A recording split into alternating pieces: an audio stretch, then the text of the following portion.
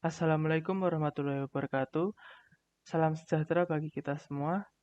Nama saya Herda Marta Nugraha. Saya merupakan salah satu mahasiswa dari Universitas Amikom Yogyakarta. Saya berasal dari kelas S1 TI 04 dengan NIM 20.821044. Pada kesempatan kali ini, saya akan memberikan sedikit ilmu pengetahuan mengenai kewarganegaraan dengan tema materi yaitu pelayanan publik. Mengenai materi tersebut, saya akan memberikan sedikit informasi mengenai tujuan, jenis, serta contoh dari pelayanan publik. Sebelum mengenal hal-hal tersebut, mari kita mengenal mengenai pelayanan publik terlebih dahulu. Apa itu pelayanan publik?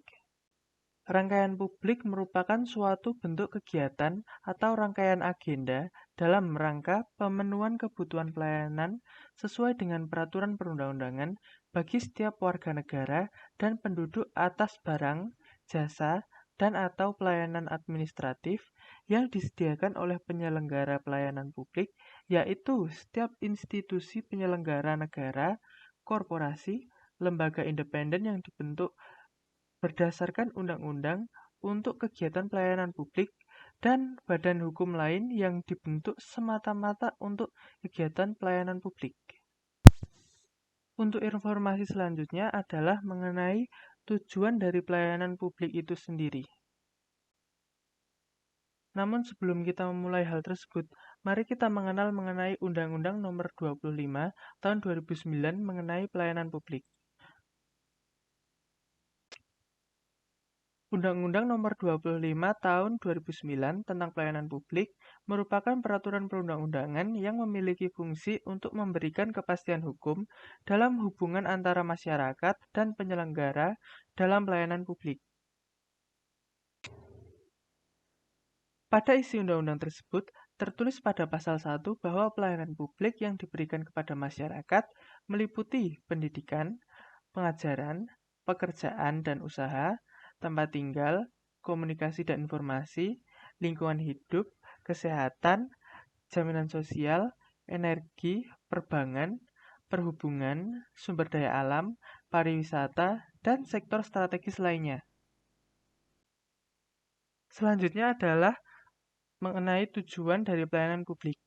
Pertama, untuk mengetahui adanya batasan serta hubungan yang jelas tentang hak, tanggung jawab, kewajiban, dan kewenangan terhadap seluruh pihak yang terkait, baik itu masyarakat maupun pemerintah, dengan penyelenggaraan pelayanan publik tersebut. Selanjutnya, agar terwujudnya sistem penyelenggaraan pelayanan publik yang layak, sesuai dengan asas-asas umum pemerintahan dan korporasi yang baik, serta memberikan pelayanan publik sesuai dengan peraturan perundang-undangan yang ada. Dan yang terakhir adalah untuk mewujudkan perlindungan dan kepastian hukum bagi masyarakat dalam penyelenggaraan pelayanan publik secara merata. Selanjutnya adalah jenis-jenis pelayanan publik yang ada secara garis besar. Yang pertama merupakan pelayanan administratif. Pelayanan administratif merupakan suatu pelayanan di mana pada pelayanan tersebut dapat menghasilkan berbagai bentuk dokumen resmi yang dibutuhkan oleh publik, seperti status kewarganegaraan, sertifikat kompetensi, kepemilikan atau kepenguasaan terhadap suatu barang, dan sebagainya. Dokumen-dokumen ini antara lain yaitu adalah KTP atau kartu tanda penduduk, akte pernikahan, akte kelahiran, akte kematian, buku pemilik kendaraan bermotor atau BPKB, surat izin mengemudi atau SIM, surat tanda kendaraan bermotor atau STNK, izin mendirikan bangunan atau IMB, paspor, sertifikat kepemilikan atau kepenguasaan tanah, dan sejenisnya. Yang kedua merupakan pelayanan barang. Pelayanan barang merupakan suatu pelayanan yang menghasilkan berbagai bentuk jenis barang yang digunakan oleh publik. Misalnya, jaringan telepon, penyediaan tenaga listrik, air bersih, dan sebagainya. Untuk yang terakhir, merupakan pelayanan jasa. Pelayanan jasa merupakan pelayanan yang menghasilkan berbagai bentuk jasa yang dibutuhkan oleh publik.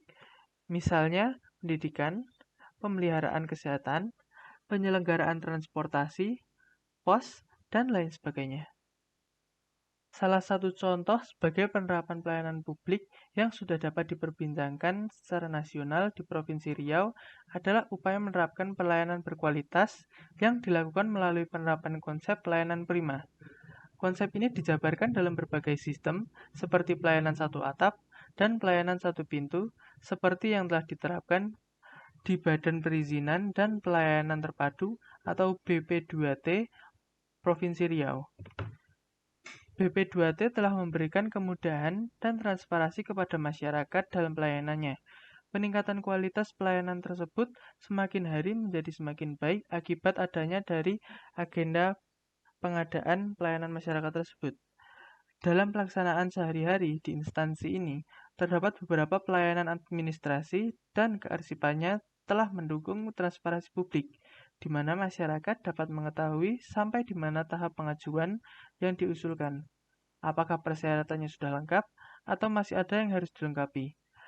Petugas akan menginformasikan sesegera mungkin seandainya ada persyaratan belum lengkap serta sistem one-stop service sehingga masyarakat dan dunia usaha tidak perlu memerlukan waktu yang lama untuk mengurus perizinan dan memperoleh pelayanan di instansi tersebut.